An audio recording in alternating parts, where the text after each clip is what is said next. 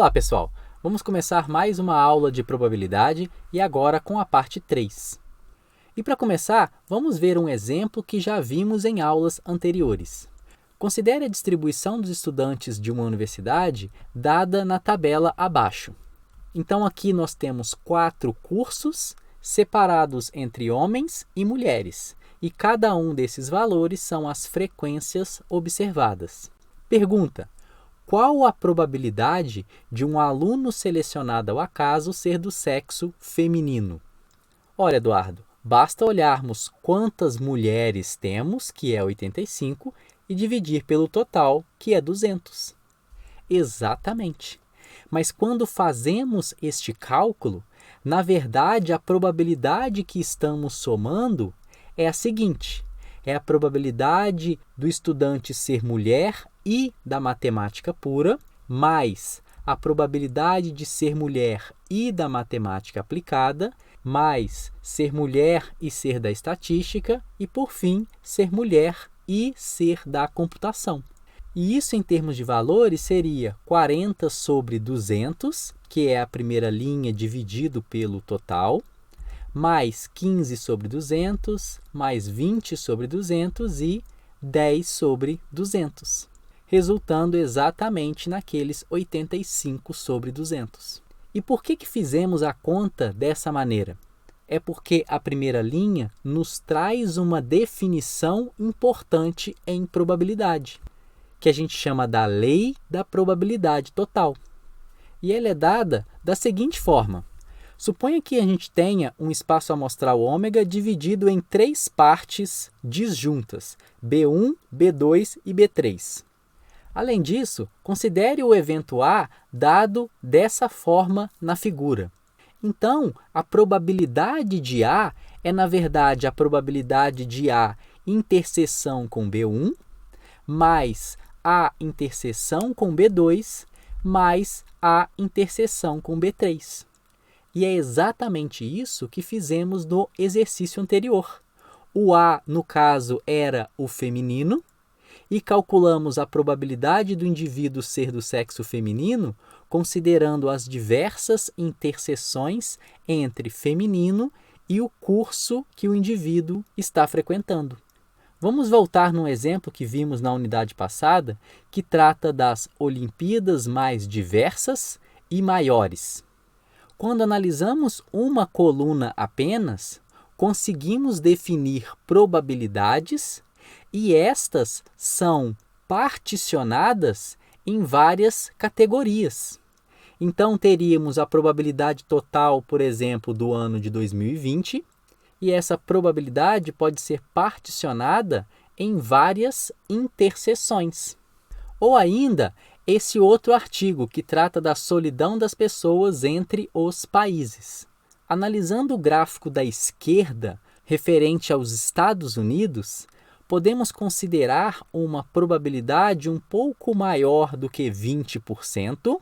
Entretanto, essa probabilidade total pode ser decomposta em 3 outras probabilidades, cuja soma resulta no total. Então, essa é a ideia da probabilidade total, sermos capazes de calcular esse todo considerando as pequenas partições disjuntas. E uma outra definição que vamos utilizar com muita frequência aqui em probabilidade é a probabilidade condicional. E o que seria isso? Sejam os eventos A e B, a probabilidade condicional de B, sabendo que A ocorreu, é dada dessa forma. Então, o que estamos dizendo aqui é, dado que o A ocorreu, qual a probabilidade do B também ocorrer? Então, veja, são eventos sequenciais. Primeiro deve ocorrer o A. Dado que aconteceu o A, nós vamos avaliar a probabilidade de acontecer o B. E essa probabilidade condicional da esquerda é dada pela razão entre a probabilidade da interseção dividido pela probabilidade de A. Para a gente compreender um pouco melhor, veja esse desenho. O que estamos dizendo é o seguinte: Dado que aconteceu algo dentro desse círculo vermelho, qual a probabilidade de ter acontecido também o B1? E esse cálculo é dado dessa forma. Probabilidade de B1, dado que o A ocorreu, é igual a probabilidade da interseção dividido por P de A. Da mesma forma, para o P de B, dado que aconteceu o A, qual a probabilidade de acontecer também o B2? Então, veja, primeiro acontece o A, depois que calculamos a probabilidade de B2. E assim também para o B3. E é essa a definição de probabilidade condicional. Estamos condicionando a ocorrência de um evento anterior, nesse caso, o evento A. Vamos ver um exemplo. Nesse artigo, é apresentado que apenas 9% do plástico do mundo é reciclado. E onde a probabilidade condicional entra aqui? Ora, quando estamos analisando os plásticos descartados em laranja, veja que essa proporção é dado que o plástico foi utilizado uma vez. Então, o que temos é o seguinte: dado que o plástico foi utilizado uma vez, podemos calcular a probabilidade de ele ser descartado ou de ele ser reciclado, que é o verdinho com 0,5 ali no meio. Então, este cálculo envolve uma probabilidade condicional. Dado que estamos vindo no fluxo azul, qual a probabilidade de ele ramificar para o fluxo verdinho ou a probabilidade de ele ramificar para o fluxo laranja? E voltando para o nosso exemplo da distribuição dos estudantes, poderíamos estar interessados na seguinte probabilidade. Probabilidade de ser mulher, dado que é da estatística. Então, veja, eu estou condicionando ao fato do estudante ser da estatística e quero calcular a probabilidade de ser mulher. E nesse caso, pela definição da probabilidade condicional, o que temos é essa razão. Probabilidade de F inter E dividido por P de E. No numerador, a probabilidade de ser feminino e ser da estatística é exatamente aquele 20 na tabela, dividido pelo total, que é 200. No denominador, a probabilidade de ser da estatística, nós vamos somar 10, que são os homens da estatística, mais 20, que são as mulheres da estatística, que dá 30 dividido por 200, que é o total. E o resultado dá 2/3. Então, o que estamos fazendo é o seguinte: dado que a pessoa é da estatística, ou seja, dado que estamos nessa linha, qual a probabilidade de ela ser uma mulher? Seria essa parte marcada. Ou seja, de um total de 30 estudantes, estamos considerando a possibilidade de ser um dos 20 que representam as mulheres. Mais um exemplo. Probabilidade de ser da computação, dado que é homem. Então, eu estou condicionando em todos os homens e dentro de todos estes homens eu quero avaliar os da computação. Pela definição, seria a probabilidade da interseção dividido pela probabilidade marginal de ser homem. Então, no numerador, seria estes 20 da quarta linha dividido pelo total. E no denominador, seria o total de homens, 115, dividido pelo total. E isso dá 20 sobre 115. Mas veja que curioso quando a gente tenta entender o que está sendo pedido.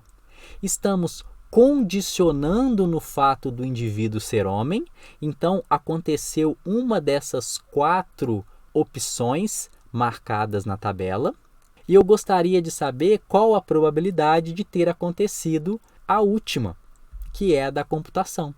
Por isso que é dentro dos 115 indivíduos possíveis, eu quero saber qual a probabilidade de ser um dos da computação. E essas probabilidades condicionais são utilizadas, por exemplo, em sistemas de recomendação. A partir do momento que a gente agrupa os indivíduos, podemos ter uma recomendação muito mais assertiva. Então, dado que o indivíduo é mulher, tem uma determinada idade, temos uma probabilidade muito maior de acertar o que ela gosta, baseado nos indivíduos com essa mesma característica. Então, esse tipo de modelo utiliza probabilidades condicionais. E dada essa probabilidade, conseguimos definir uma outra, que chamamos de regra do produto de probabilidades, que basicamente pega o P de A, que está no denominador, e passa multiplicando. Então, o que nós temos é a probabilidade da interseção, é a probabilidade de acontecer o A, dado que aconteceu o A, a probabilidade de acontecer o B. Então, veja, é um cálculo em duas etapas. A primeira é a etapa de acontecer o A, a segunda é, dado que aconteceu o A, a probabilidade de acontecer o B. E isso, visualmente, ficaria dessa forma. Primeiro deve acontecer o A ou não. E veja que curioso, essa segunda coluna refere-se a probabilidades condicionais. A primeira, por exemplo, é a probabilidade de B dado A. Ou seja, dado que eu já estou em A, qual a probabilidade de eu chegar em B? Da mesma forma, para todos os outros caminhos. Então, preste muita atenção. A primeira coluna refere-se a probabilidades marginais, nesse caso P de A e A complementar. A segunda coluna trata de probabilidades condicionais, porque eu estou condicionando o fato de eu estar no A ou não estar no A. E eu sugiro que você utilize esse desenho na hora de fazer os exercícios, porque vai ajudar demais, especialmente na hora de atribuir as probabilidades de maneira correta. Vamos ver um exemplo. Suponha que no mês de agosto, 5% da população esteja com gripe. Além disso, um teste utilizado nesse caso apresenta um resultado positivo de 95% das pessoas com gripe e em 1% das pessoas sem gripe. Nossa, Eduardo, eu não consegui entender nada desse exercício. Mas vamos pensar. Primeiro a pessoa tem gripe e depois que você faz o exame. Então, é um processo em duas etapas. A primeira, a pessoa tem gripe ou não tem gripe, e dentro de cada uma dessas condicionais, a probabilidade do teste dar ou não positivo. Então, esses 95% que foi apresentado é, na verdade, a probabilidade do resultado dar positivo, dado que a pessoa está gripada. Além disso, os 1% é a probabilidade do teste dar positivo, dado que a pessoa não está gripada. Então, note que o texto nos indica exatamente qual é a probabilidade que está sendo tratada. E vamos para a pergunta. Se uma pessoa for selecionada e testada, qual a probabilidade que o teste seja positivo? A primeira coisa que temos que fazer aqui é entender qual é a probabilidade que está sendo solicitada.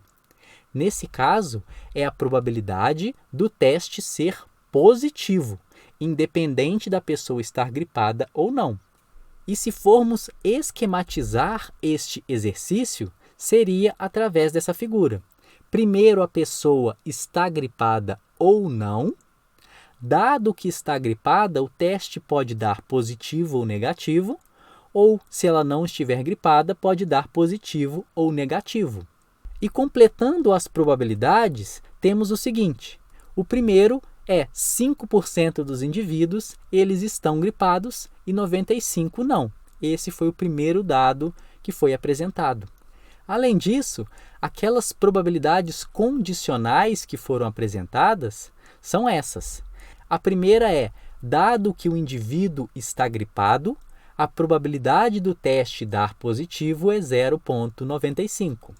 Consequentemente, O complementar desse 0,95 a gente coloca embaixo. Então veja que esse desenho nos ajuda inclusive a reconhecer qual é o complementar dessa probabilidade condicional que estamos avaliando. Para o caso de não gripado, o que o exercício nos forneceu foi que, dado que o indivíduo não estava gripado, a probabilidade do teste ser positivo é de 1%. Consequentemente, o complementar vai ser 99%. A partir de agora, conseguimos responder qualquer pergunta sobre este exercício, porque temos essa figura totalmente preenchida. E o que foi solicitado foi exatamente esses dois caminhos, que é a probabilidade do teste dar positivo. Ora, pela lei da probabilidade total, essa probabilidade de ser positivo é, na verdade, a probabilidade de ser positivo e gripado, mais a probabilidade de ser positivo e não estar gripado.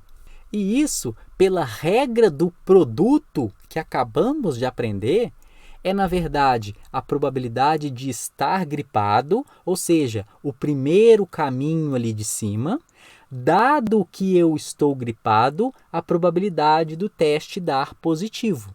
Então, é esse primeiro caminho aqui que eu estou percorrendo. Primeiro, o indivíduo deve estar gripado, dado que ele está gripado, que o teste vai dar positivo ou negativo. O segundo caminho seria a probabilidade do indivíduo não estar gripado, dado que ele não está gripado, a probabilidade do teste dar positivo, que seria esse caminho aqui de baixo. Agora basta aplicar os valores que nós já temos. Seria 0,05 vezes 0,95 para o caminho de cima, mais 0,95, que é o caminho de baixo, vezes 0,01. E isso dá 0,057. Então esse foi o primeiro exercício que aplicamos todas as definições que aprendemos na aula de hoje. E a partir dessa imagem, nós conseguimos compreender essa observação que vai ser apresentada agora, que é o complementar da probabilidade condicional. O que está certo? A igualdade da esquerda ou a igualdade da direita? Ora, para responder essa pergunta, basta que a gente reflita sobre essa imagem. Nesse caso da esquerda, temos essa situação aqui. Estamos condicionando em A e, de fato, a probabilidade de B complementar dado A é igual a 1 menos a probabilidade de B dado A. Então, essa igualdade ela é verdadeira. E a da direita é falsa. Veja que estamos condicionando em A complementar do lado esquerdo da igualdade e condicionando em A do lado direito da igualdade. Então, não faz parte de um mesmo caminho essas duas probabilidades condicionais. Então, lembrem-se deste desenho na hora que estiverem calculando probabilidades condicionais. E veja que interessante. Nesse caso do naufrágio do Titanic, temos a tabela aqui embaixo na esquerda que diz a probabilidade de sobreviver dado a classe é 0,62 para a classe A, 0,47 para B e 0,24 para C. Nesse caso, já sabemos que a soma dessas probabilidades não necessariamente é igual a 1, justamente por conta daquela observação anterior. Teríamos uma soma igual a 1 se estivéssemos somando todos dentro de uma mesma classe. Por exemplo, dado que eu estou na classe A, a probabilidade de sobreviver é um valor, a probabilidade de não sobreviver é 1 menos o valor anterior. Da mesma forma, o gráfico da direita. Temos que a probabilidade de sobreviver dado o sexo, e temos aqui sexo feminino e masculino. Não necessariamente essa soma vai ser igual a 1, justamente pela observação anterior. seria igual a 1 se estivéssemos condicionando dentro do sexo masculino e calculando a probabilidade de sobreviver, dado que eu sou do sexo masculino, e não sobreviver, dado que eu sou do sexo masculino. Então aqui a gente entende por que essas probabilidades não necessariamente somam 1. Então terminamos aqui essa aula na qual apresentamos várias definições importantes e na próxima aula vai ser dedicada somente a exercícios aplicando tudo que a gente viu na aula de hoje.